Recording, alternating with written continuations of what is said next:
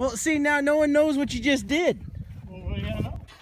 So, the key is here, is to put this rope here. Mm-hmm. Here. Mm-hmm. Pull it right here. See? Yeah. Then you come up here.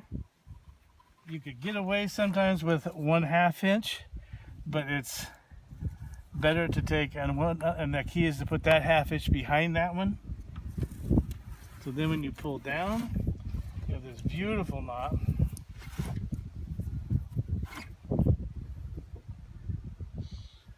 And why this knot is so popular with the old truck drivers, imagine this line here being 100 feet long, and you want to use it continuously.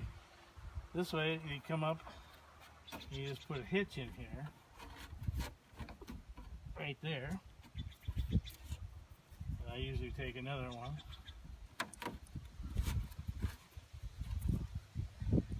And there you have it.